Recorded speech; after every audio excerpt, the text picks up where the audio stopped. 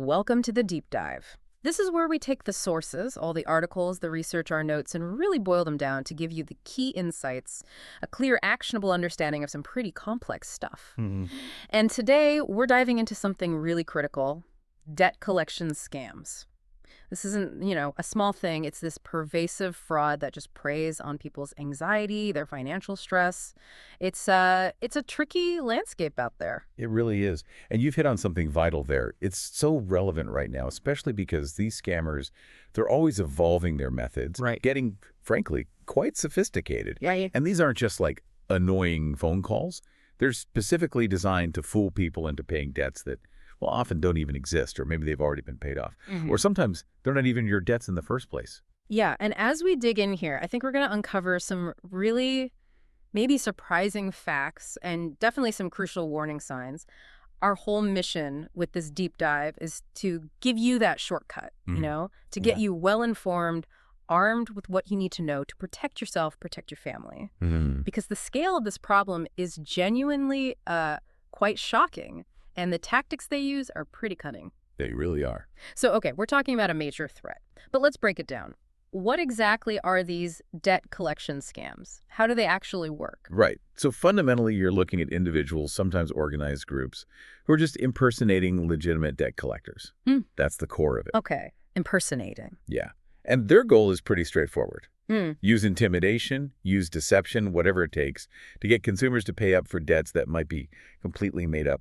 Phantom debts, they call them. Phantom debts. Or debts that have been settled ages ago, or these zombie debts, debts so old they're actually past the legal time limit for collection. Right, the statute of limitations. Exactly. And they'll claim you owe money on, well, anything. Old payday loans, credit cards, medical bills you maybe never even had. And how do they usually start this? How do they first make contact? Well, almost always it begins with unsolicited contact. Yeah. So out of the blue, you get phone calls, maybe texts now too, emails, letters, in some rarer cases, even someone showing up at your door. Wow. And a really common trick, and it's effective, is using spoofed caller IDs. So it looks like it's coming from a legitimate number, maybe even a local number or a government agency. Okay. Or they'll use fake company names that sound very official. It's all about creating that instant veneer of legitimacy. Okay, here's the part that always gets me, and I think gets a lot of people. They often seem to have some of your actual personal information, like maybe your name and address or birth date, maybe the last four of your social security number. Yes. That feels incredibly real. How do they get that? And more importantly, how do we know it's still potentially a scam, even if they have those details? That seems like proof, doesn't it? It feels like proof, and that's exactly why they do it. It's a fantastic point, and it's a key part of the deception. They often scrape this data from old data breaches, things that happened years ago. Okay. Or sometimes through social engineering, picking up bits from public profiles online, or tricking people into revealing small pieces of info.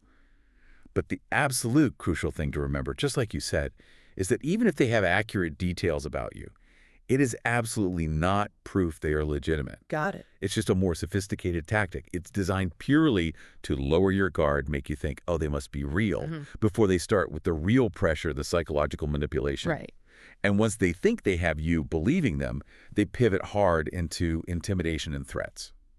That is the absolute hallmark of these scams. What kind of threats are we talking about? Oh, it can be pretty intense. They might threaten immediate arrest, lawsuits, seizing your wages, putting a lien on your property. Some even claim they'll report you to the police or, the IRS.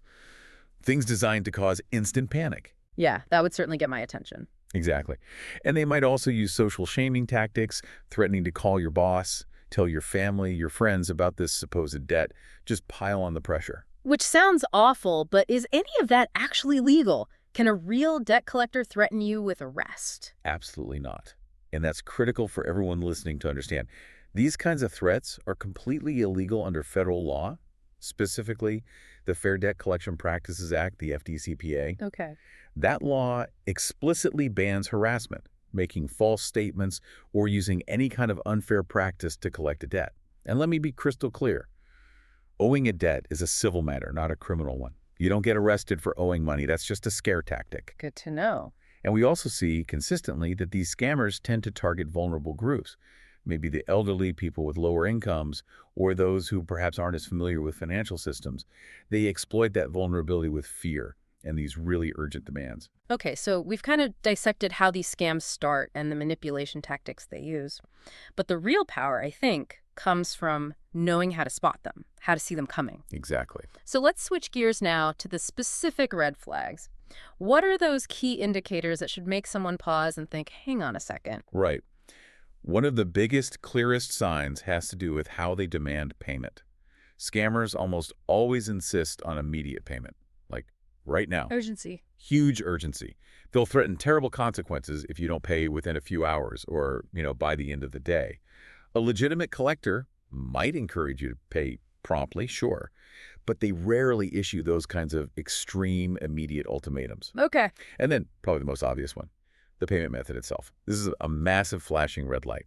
They'll ask for payment via wire transfer like Western Union or MoneyGram or prepaid debit cards, gift cards, iTunes, Google Play, Amazon cards. Right. I mean, who pays a legitimate debt with an iTunes gift card? It sounds almost comical when you say it. It does. And that absurdity should be your trigger. That's your internal alarm screaming. They want these methods for one reason only. They're untraceable and irreversible. Once you send that money via wire or give them those gift card numbers, it's gone. Proof. It's perfect for them because they can just disappear with it. Makes sense. So how do legitimate collectors typically take payment? Legitimate agencies will almost always accept standard payment methods. We're talking checks, direct bank transfers, maybe a